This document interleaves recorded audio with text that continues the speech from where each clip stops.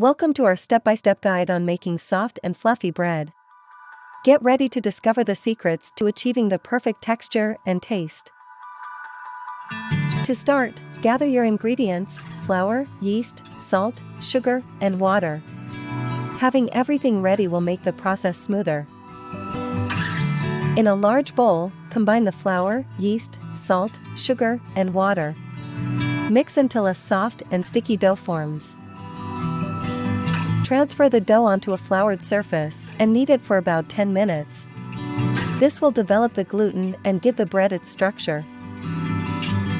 Place the dough in a greased bowl, cover it with a clean towel, and let it rise in a warm spot for about an hour or until it doubles in size. Preheat your oven, shape the dough into a loaf, and place it on a baking sheet.